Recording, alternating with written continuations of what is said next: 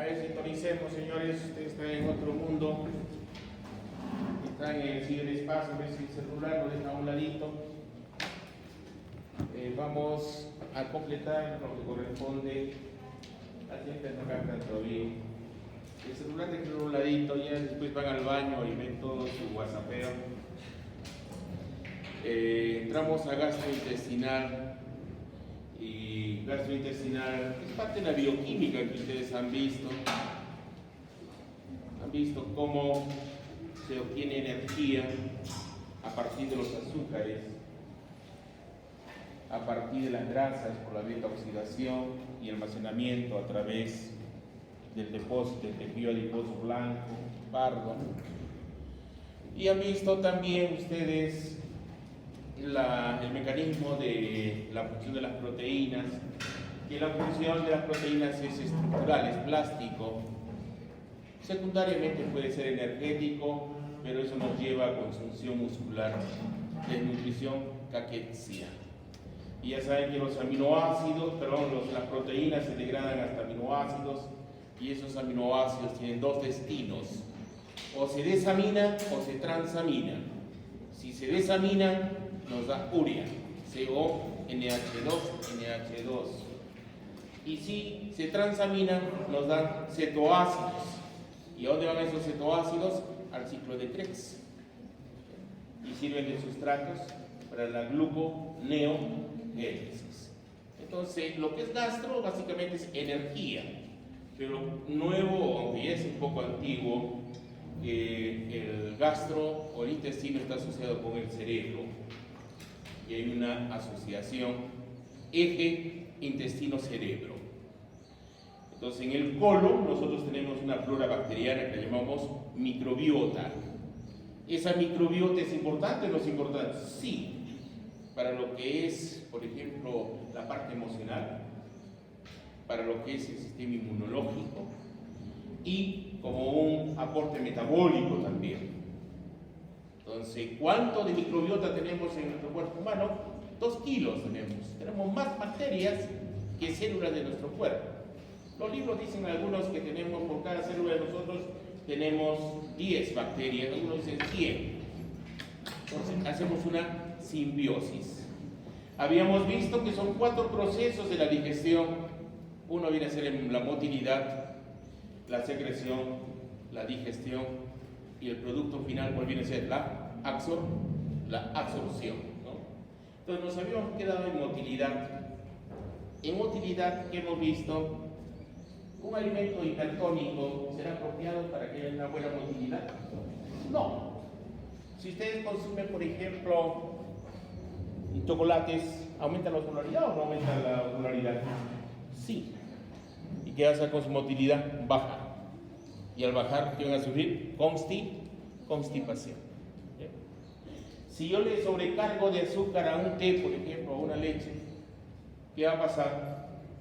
Se hace más hipertónico. ¿Qué pasa con la motilidad? También disminuye. Si consumo alimento con ácido, por ejemplo, la capsaicina, ¿aumenta o disminuye la motilidad? Disminuye la motilidad. Si, por ejemplo, consumo alimento que está por debajo de la temperatura, está frío el alimento, va a disminuir la motilidad. Entonces, todos esos factores van a contribuir en motilidad, absorción. Veamos en lo que corresponde al flujo sanguíneo en contracorriente. El intestino delgado es donde se va a absorber, porque en grueso tan solo lo que absorbemos que es electrolitos y agua. En cambio, en delgado obtenemos vitaminas, nutrientes, agua, electrolitos, etc.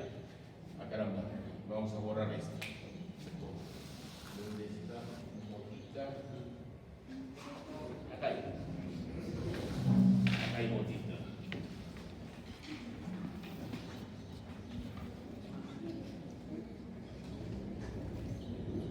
¿Cuánto mide promedio el intestino delgado? 6 metros. Aproximadamente 7 metros. Pero 7 metros es un individuo, el prototipo de fisiología. ¿Quién es el prototipo de fisiología?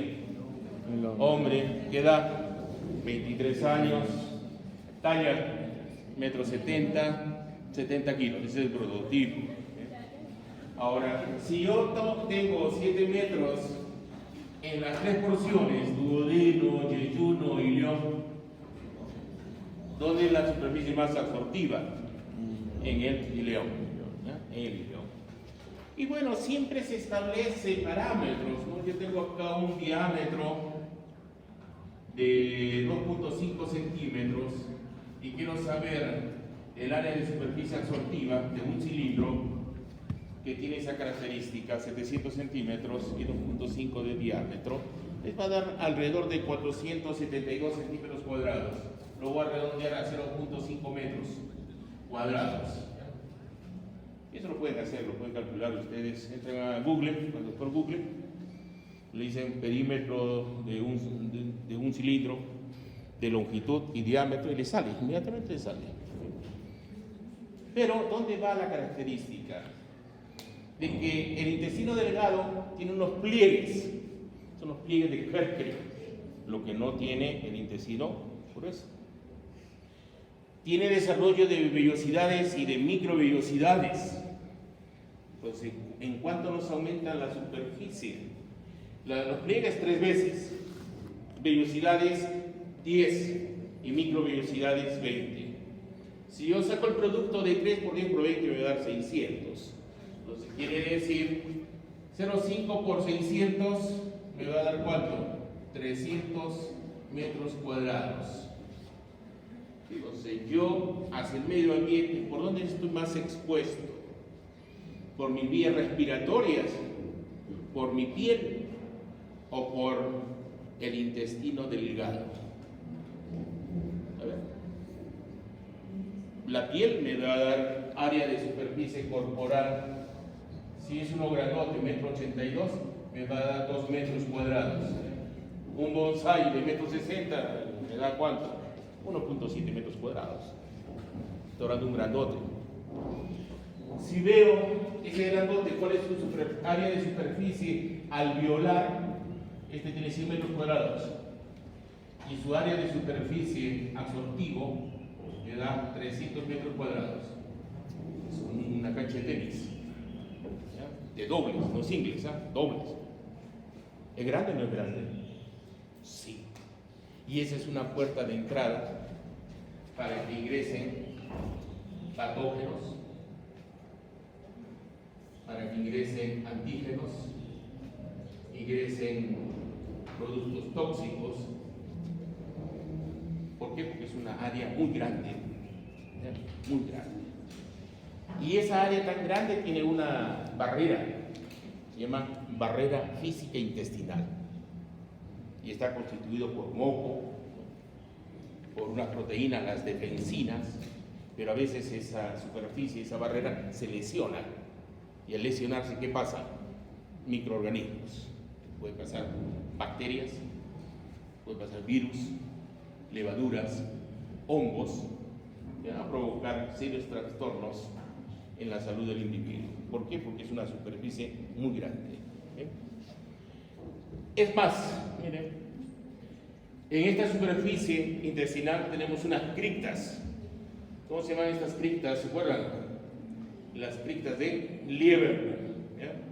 Criptas de Lieber. En esas criptas que yo tengo, células madre. Y esas células madre son las que nos van a formar todas estas células. ¿Ya? Hay unas células absortivas, hay unas células gobles que forman moco, caliciformes, hay unas células enterocromafines, ¿no?, que me producen la colecistoquinina, la secretina, el GIT, el GLP, la motilina, la neurotensina, hay una serie de hormonas, ¿no? Pero lo más interesante de esta imagen, ¿cuál es? Que hay un shunt, hay un cortocircuito entre las arteriolas y las vénulas. ¿Qué quiere decir este cortocircuito? Miren, acá comienzan a hacerse este shunt entre arteriol y vérula, que nos llega acá a la superficie absortiva. Y el significado fisiológico es que la superficie absortiva tan solo tiene un 20% de oxigenación y el 80% no está oxigenado por el shunt. ¿Me dejo entenderlo?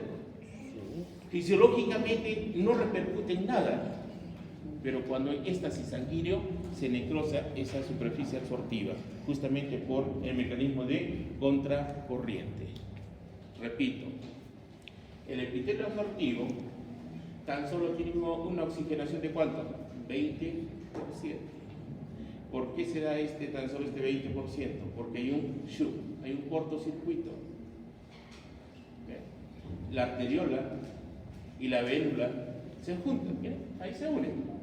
Y no llegan aquí a la superficie absortiva. Y lo que llega tan solo es 20%. El 80% no llega. Fisiológicamente no hay problema. Cuando tenemos éxtasis sanguíneo, ahí se necrosa la superficie absortiva. Esta superficie absortiva, estas células, se cambian, su turnover es cada 48 horas. ¿Por qué cada 48 horas? Porque, bueno, hay desgaste y su vida media es 48 y van a formarse a partir de ¿quién? De las células madre que se encuentran ¿dónde? En las criptas de Liverpool, aquí. Y tenemos una vía láctea acá que va hacia el sistema linfático. ¿Quién recorre más nuestro cuerpito? ¿La sangre o la linfa? ¿Cuánto de sangre tienen ustedes? 8% de su peso corporal es sangre. En promedio 5 litros. En cambio, ¿cuánto tienen de linfa? ¿Tienen 2 veces? ¿1 vez? 3 veces? 4 veces? Faltan tantos. No se sabe. ¿Cuál? No se sabe. No, sí se sabe. La linfa recorre todo nuestro organismo. Todo nuestro organismo recorre. Cuando a ti te sacan sangre, por ejemplo, del pulpejo del dedo, has visto que no sale sangre, pero cuando haces ese ordeñamiento, lo primero que sale, ¿qué es? Linfa. ¿Ya? Quien recorre todo nuestro cuerpo, ¿quién es? La linfa. Y a través de la linfa, ¿qué transportamos nosotros a través de esta vía láctea? Los kilomicrones. Y es la única forma de transportarlos también, para ser utilizados, ¿no? Y obtener triglicéridos, y esos triglicéridos nos dan glicerol y ácidos grasos. El glicerol, bueno, va al metabolismo, el ácido graso se va a la metaoxidación o se almacena como tejido adiposo. Eso lo han visto en bioquímica, ¿cierto? Esto es solo recordar. Fórmula dentaria. Nuestra fórmula dentaria, la masticación es importantísimo para lo que es digestión. Esta fórmula dentaria en el adulto son 32 piezas y tenemos un recambio todavía, que son las muelas del juicio, que son los terceros molares. Pero en el deciduo hay una dentadura decidua que viene a ser la dentadura de la leche, o dientes de leche. ¿Cuándo aparece? Van a ser madre de familia entre media hora, tiempo y espacio. ¿Cuándo salen los dientes de la decidua? A los 6 meses aparece, ¿ya? De 6 a 8 meses. ¿Y cuáles aparecen? ¿Aparecen los caninos o los incisivos? Incisivos. O los premolares. Los incisivos, parece un cuy, ¿no es cierto?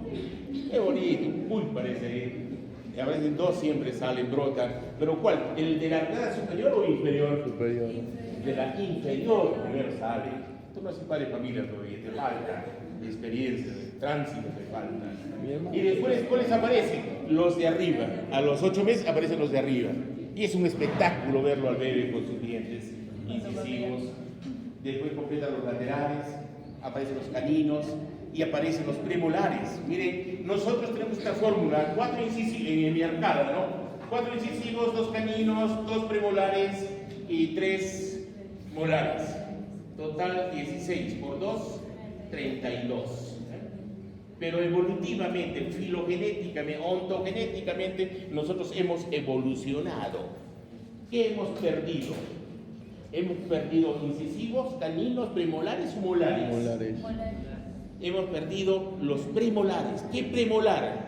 El 1, el 2, el 3 o el 4. 4. El 3 y el 4 de ambas hemiarcadas.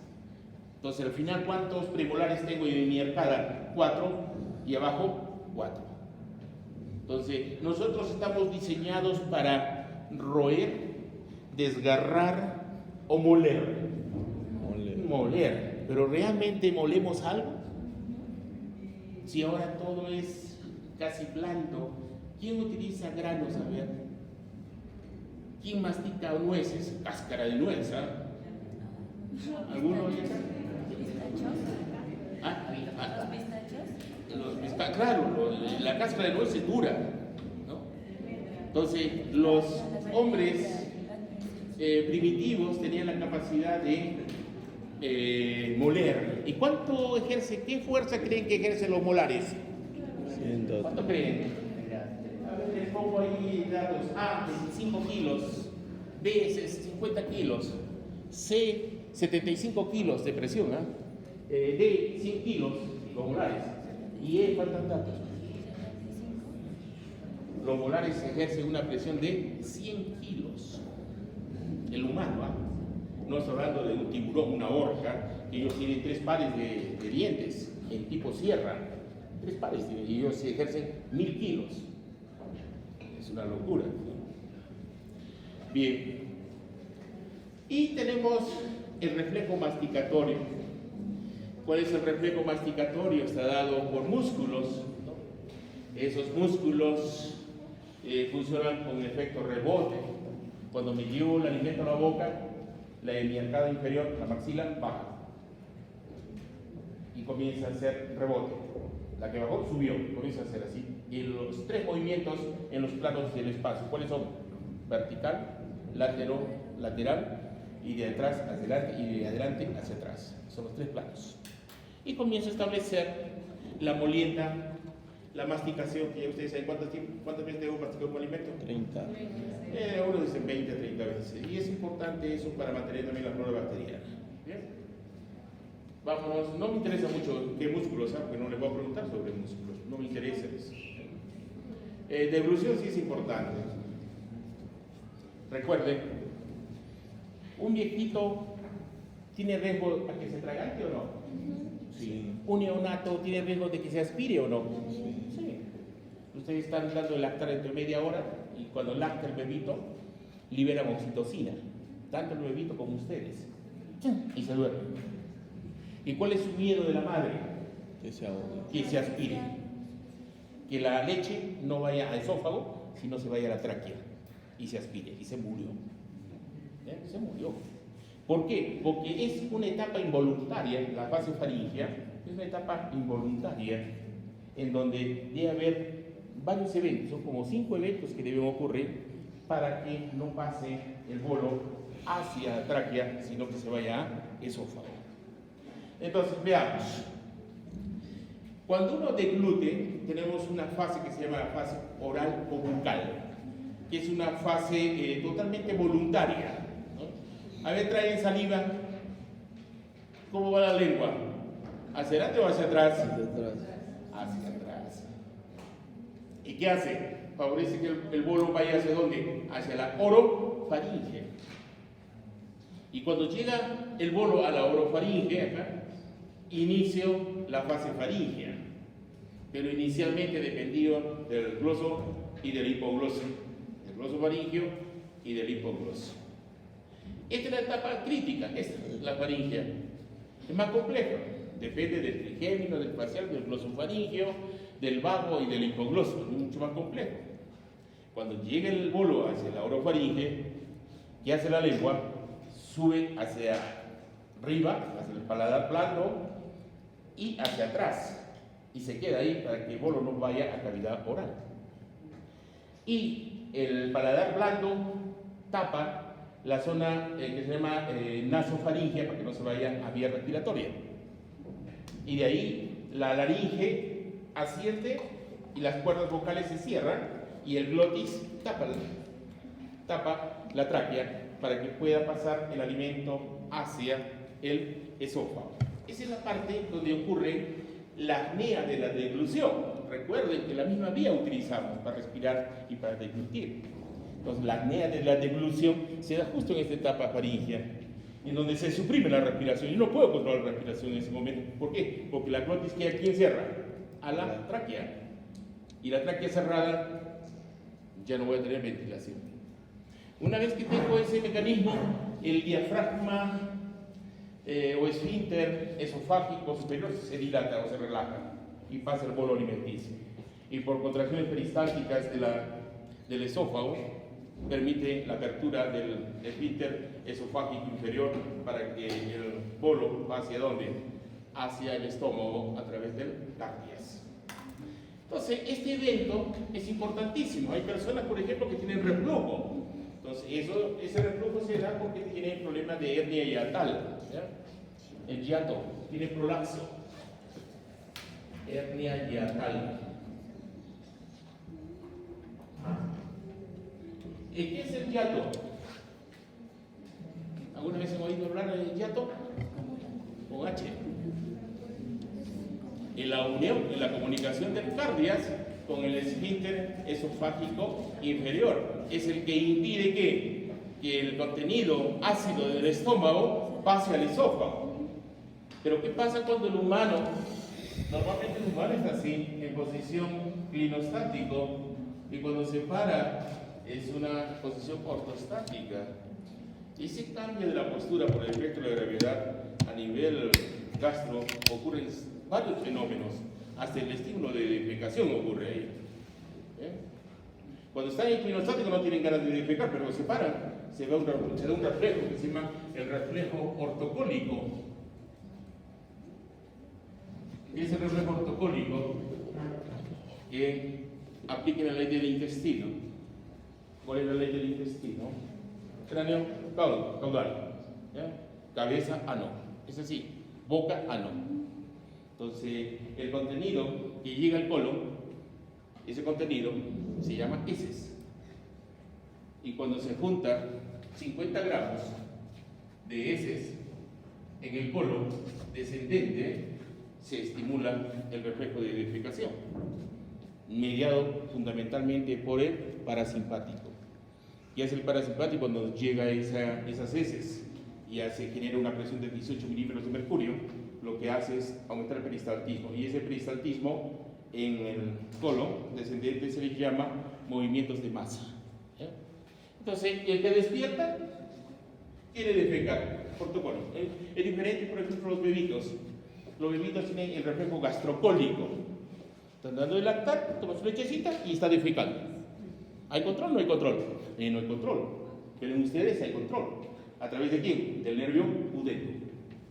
¿Dónde está el nervio pudendo? ¿En qué segmento? S2, S3, S4. Los tres segmentos a nivel sacro. ¿Y qué hace el nervio pudendo? Controla el esfínter anal externo, el estrial, el voluntario. ¿Y cómo está contraído? Ahorita lo tiene contraído o relajado. Contraído. ¿Por quién? Por el pudendo. ¿Cuál es el neurotransmisor? Glutamato. ¿Qué pasa si relaja? ¿Cómo relajo? Con el GABA. Defeca. Pero ahorita está controlado. Muy bien. Pero si se asustan, más se ajustan. Porque los esfínteres todos se estimulan con el simpático. Eso es lucha, huida. En cambio, el parasimpático, ¿qué les hace? Defecar, miccionar. ¿No? ¿Y eyacular quién es? ¿Simpático o parasimpático? Simpático. El para es parar. Es erección. Para es erección. Muy bien. Entonces, miren, me fui por otro lado. Estamos hablando del hernia hiatal. Normalmente uno tiene que tener acidez en el esófago. No. El pH del esófago es alcalino entre 7 y 8. Pero ¿qué pasa? El pH del estómago, ¿cuánto es? 1 a 2. El estómago, nosotros, la glándula fúndica, que viene a ser las células parietales, bombean ácido clorhídrico, bombean protones, bombean cloro. ¿Cuál es que bombea? Protones. Lo único que bombean es protones, a través de una bomba potasio hidrógeno, nada más. No bombean ácido clorhídrico. ¿Cuándo se forma el ácido clorhídrico? El anión aquí busca un catión. ¿Y el catión aquí busca? Un anión. Es como ustedes buscan dentro de lo que se llama el complejo de histocompatibilidad mayor, ¿al más cercano o al más lejano? No cercano. No cercano, buscas a tu mamá, tu papá, tu hermano, hermana, no. Siempre uno busca lo contrario, lo más lejano. ¿Ya? Eso es el complejo de histocompatibilidad mayor. Lo diferente atrae, lo igual apesta. ¿Ven al hermano que lo ve con sexo? Nunca. O a un primo, basura. En cambio, ven a alguien que es distinto a uno, eso es lo que atrae sexualmente. Ya ustedes saben que lo que atrae sexualmente viene a ser ¿cuál es el mediador químico? Dopamina, oxitocina o la de hidroquerosena. La de hidroquerosena, es un andrógeno, hombre y mujer. Bueno, esta hernia tal, esa acidez que va a pasar con el epitelio esofágico, van a tener el epitelio de Barrett. Porque el ácido que va a hacer sobre el epitelio esofágico lo va a lesionar. Entonces es un tremendo problema. Ellos no pueden dormir linostático, duermen con una cama así. Es terrible, como que lo hubieran crucificado hasta el individuo, porque es tanto la acidez que no duerme. Lo mejor es operación. Si hay prolapso, se relajó y que el estómago es dominio abdominal y se va torácico, compromete el corazón, compromete los pulmones. Entonces, operación rapidísima. O si no, van a tener cáncer al esófago por el epitelio de Barrett. Muy bien.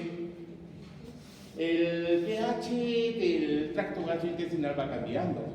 En boca, la saliva es un pH neutro, ligeramente alcalino. Llegan al esófago, es alcalino. Estómago sí es ácido, de 1 a 2. ¿Y por qué debe ser ácido el estómago? Por la dieta, por las proteínas. Si yo quiero dormir en época de exámenes, consumo un bife, ¿no? Me voy al gaucho, 200 gramos, 250, es una locura, ¿no? Pero me voy a dormir 100%. ¿Por qué razón? Ese contenido proteico que llega al estómago lo detecta la gastrina, y ¿qué hace la gastrina? Activa las células parietales y bombea más protones, más acidez. Porque hay un evento fisiológico que tiene la gastrina, metabolizar esa proteína. Pero yo sintetizo las enzimas como simógenos. ¿Simógeno qué significa? ¿Activo o inactivo? Inactivo. Todas, excepto la milasa pancreática, es la activa. Todas necesitan una modificación, todas, para que sean holoenzima. Holo, ¿qué es? Activa. Entonces, tiene que haber un pH ácido para que el pexinógeno se convierta ¿en qué? En pexina, y esa pexina, que es una proteasa, degrade los enlaces peptídicos añadiendo agua y nos den péptidos, dipéptidos, tripéptidos, etc. Ese es el requisito. Pero como detecta nuestro organismo acidez, ¿qué hace el organismo? Comienza a bombardear ¿qué? Bicarbonato. ¿Y quién bombea bicarbonato? La glándula de Brunner, el intestino delgado, y por acción de una hormona, la secretina. ¿Qué hace la secretina? Bombea bicarbonato del hígado, bombea bicarbonato del páncreas. ¿Y qué pasa con mi sangre? Se vuelve alcalina. Y cuando se vuelve alcalina, mi perfusión del cerebro aumenta o disminuye. Disminuye. ¿Por qué? Porque produce una vasoconstricción y entro en lo que se llama una hipocapnia. Y me duermo. Si tengo que ser, me dormí. Y feliz al día siguiente porque dormí como un rey y desperté como un miserable. Y entro al estado de culpa. Me dormí. ¿Por qué me dormí? Por la carne. Es como, por ejemplo, las señoritas, cuando están en su época premenstrual, nunca deben consumir carne. Exacerban los signos del síndrome premenstrual. ¿Y cuáles son los signos del síndrome premenstrual? Dolor de cabeza, dolor en los pechos, mastalgia, dolor en la parte baja abdominal. Hay unas que inclusive les provoca dolor al misionar, al defecar y al tener relaciones sexuales, que viene a ser la dispareunia. Entonces, consumir carne va a provocar eso. Y no de consumir chocolates, porque los chocolates, como el enamorado, dice: mira, chocolate ibérica, soy amigo de Iván Pavlova, lógico, está haciendo condicionamiento. Y las mujeres en esa etapa les gusta el chocolate. Le encantan los chocolates, y justo en la etapa de antes de menstruar, y no saben que eso que va a provocar, ¿aumenta la motilidad o disminuye la motilidad? Disminuye la motilidad. Y van a tener ¿qué? Estreñimiento, y se exacerban los eventos del síndrome premenstrual. Muy bien. Vamos a lo que corresponde a lo que ingresa y se absorbe a nivel del tracto gastrointestinal. El ingreso son 9 litros, 2 litros por bebida y alimentos.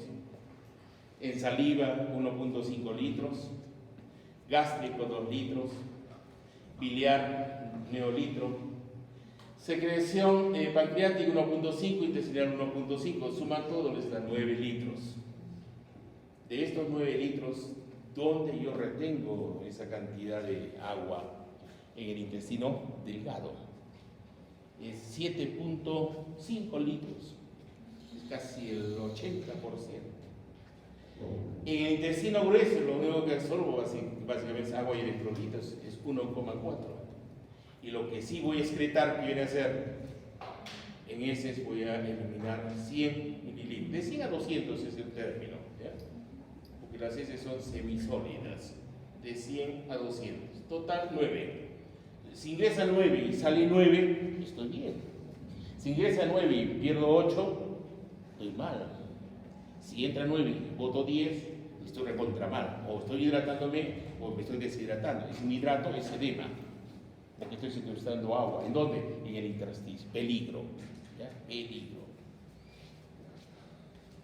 Secreción salival. Tengo glándulas salivales mayores y menores. La mayoría conocen ustedes son las parótidas, las submandibulares, submaxilares y las sublinguales. Y los conductos ya ustedes los conocen desde coquito, los han estudiado. Las parótidas son esteno, las submandibulares son las de cuarto y las sublinguales son, les han mentido, Rivin, Bartolín, no es mentiras. Son conductos pequeñitos, de 6 a 10 conductitos, que están viendo acá, estos son. Y que van hacia Bartolín. Son de 6 a 10. Cochito. La diferencia entre estos tres pares de glándulas, ¿cuál es? Que esta es serosa, esta de acá es mixta y esta es mucosa. Y lo que es pequeñas, tengo labiales, palatinas, es un sinnúmero de pequeñas. Pero aquí se parecen a esas. ¿Y para qué es la saliva? Tiene múltiples funciones, ¿sabes? ¿Tiene acción analgésica o no? Se golpea el dedo y le mete el dedo. ¿Y se les calma el dolor o no les calma el dolor? Sí. Se hace una lesión, pues le sacan del pulpejo del dedo sangre y se queda un hueco ahí, lloran ustedes. ¿Se acuerdan de la familia que le metieron la lanceta, no? Se chupa el dedo y favorece la coagulación o no favorece la coagulación. Pues también. ¿Tiene acción bactericida la saliva? Sí. ¿Tiene acción antiviral? También. ¿Tiene acción antifúngica? También. ¿Tiene acción para mineralizar los huesos? Los dientes, que digan, también. Tiene muchas funciones. Y la estructura es el salivón. ¿Y qué es el salivón? Tengo un acino y un conducto. El acino se filtra al plasma acá. Es idéntico. Plasma y lo que tengo en el acino. ¿Dónde cambia? Aquí, en el conducto estriado de la glándula salival. ¿Por qué cambia? Porque hay una reacción de sodio y cloro, y lo que secreto que es potasio y bicarbonato.